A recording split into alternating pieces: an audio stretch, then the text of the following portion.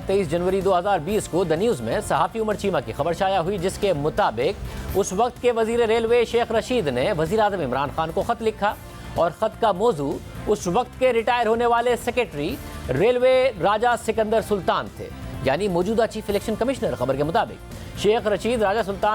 सिकंदर सुल्तान की कारकर्दगी से इतने मुतासिर थे कि वो उन्हें इस ओहदे पर बरकरार रखना चाहते थे। इसलिए राजा सिकंदर सुल्तान की रिटायरमेंट से सिर्फ 5 हफ्ते पहले यानी 21 अक्टूबर 2019 को शेख रशीद ने वजीर आज़म को ख़त लिखा और राजा सिकंदर की तारीफ़ें करते हुए कहा कि वो एक मेहनती, काम पर तवज्जो देने वाले और ईमानदार ऑफिसर हैं और पाकिस्तान रेलवे को फ़ायदेमंद बनाने की मेरी कोशिशों में वो एक अनमोल असासा साबित हुए हैं। उनके पास वो सलाहियतें हैं जो आजकल के अफसरान में कम देखी जाती हैं। खबर के मुताबिक शेख रशीद ने अपने ख़त में वज़ीर आज़म से दरख्वास्त की कि वो राजा सिकंदर सुल्तान को रिटायरमेंट के बाद भी सेक्रेटरी रेलवे रखना चाहते हैं, लेकिन अगर ये इंतज़ामी तौर पर मुमकिन नहीं तो मैं ज़ाती तौर पर दरख्वास्त करता हूँ कि राजा सिकंदर सुल्तान को फेडरल सर्विस कमीशन का रुकन या किसी भी खुद मुख्तार वफाकी इदारे का सरबराह बनाया जाए। खबर के मुताबिक शेख रशीद की दरख्वास्त सुनी गई और हुकूमत ने चीफ इलेक्शन कमिश्नर के लिए राजा सिकंदर सुल्तान के नाम की तजवीज़ दी। खबर के मुताबिक नून लीग की हुकूमत में राजा सिकंदर सुल्तान चीफ सेक्रेटरी आज़ाद जम्मू कश्मीर थे और आज़ाद कश्मीर के इंतखाबात के दौरान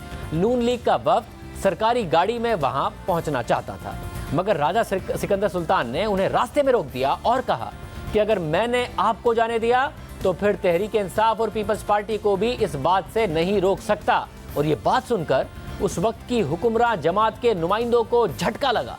यानी कुछ अर्सा पहले तक हुकूमती वज़रा राजा सिकंदर सुल्तान की ईमानदारी की गवाही देते रहे, वज़ीर आज़म से सिफारिश करते रहे कि उन्हें रिटायरमेंट के बाद भी किसी इदारे का सरबराह बनाया जाए, और जब वज़ीर आज़म ने ही उनका चीफ इलेक्शन कमिश्नर के लिए नाम दिया और चीफ इलेक्शन कमिश्नर वो तैनात हुए तो 2 माह पहले तक वज़ीर आज़म उन पर मुकम्मल एतमाद का इजहार करते नजर आए। मगर